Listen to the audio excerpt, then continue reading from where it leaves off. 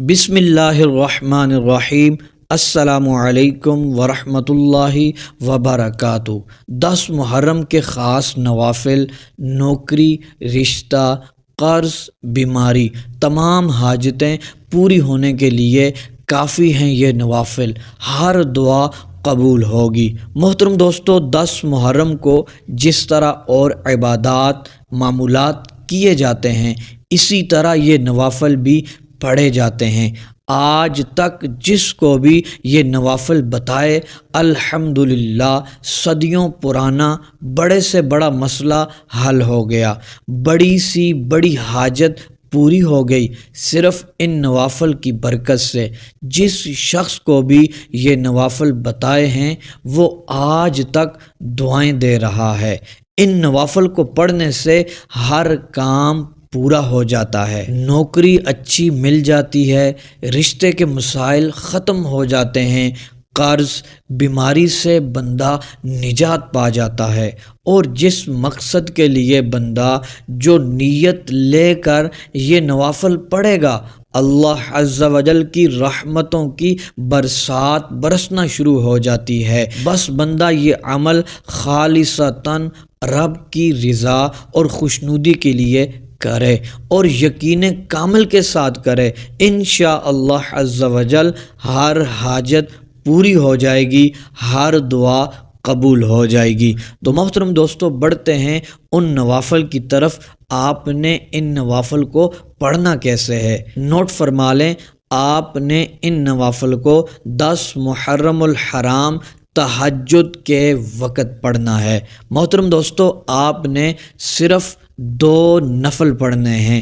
ان کے پڑھنے کا طریقہ یہ ہے کہ آپ نیت کر لیں صلاۃ الحاجت کی، یا نفل کی نیت بھی آپ مطلقاً کر سکتے ہیں۔ محترم دوستو، جب آپ نیت فرما لیں اس کے بعد آپ نے ثنا پڑھنی ہے، پھر تعوذ، پھر تسمیہ، پھر آپ نے الحمدللہ رب العالمین سورۃ الفاتحہ کو آمین تک پڑھنا ہے۔ پھر محترم دوستو، آپ نے سورہ فاتحہ کے بعد 11 مرتبہ سورہ کوثر کو پڑھنا ہے اور 11 مرتبہ سورہ اخلاص کو پڑھنا ہے۔ پھر دوسری رکعت میں بھی آپ نے 11 مرتبہ سورہ فاتحہ کے بعد سورہ کوثر کو پڑھنا ہے اور 11 مرتبہ سورہ اخلاص کو پڑھ لینا ہے۔ اس طرح جب آپ کے 2 نفل پورے ہو جائیں، آپ نے محترم دوستو 101 مرتبہ سورہ کوثر کو پھر پڑھنا ہے اور سورہ اخلاص کو پھر 101 مرتبہ پڑھنا ہے۔ پھر محترم دوستو، آپ نے یہ اسم مبارک 101 بار پڑھنا ہے، یا رزاقو یا رزاقو یا رزاقو۔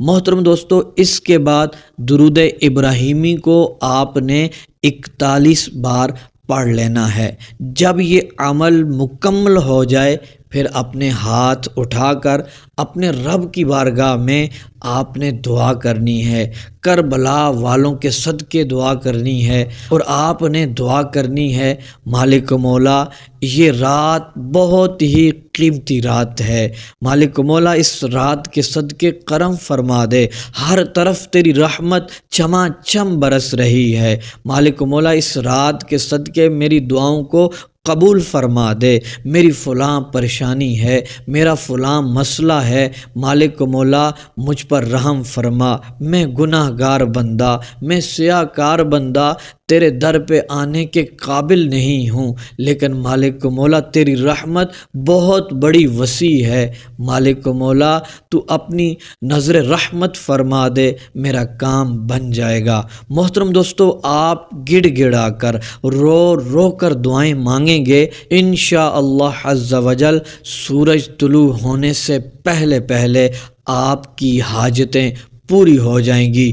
10 محرم الحرام کے سورج غروب ہونے سے پہلے پہلے تک آپ کو خوشخبریاں ملیں گی۔ آپ جس مقصد اور جس حاجت کے لیے یہ عمل آپ نے کیا تھا، انشاءاللہ اس میں آپ کو کامیابی مل جائے گی۔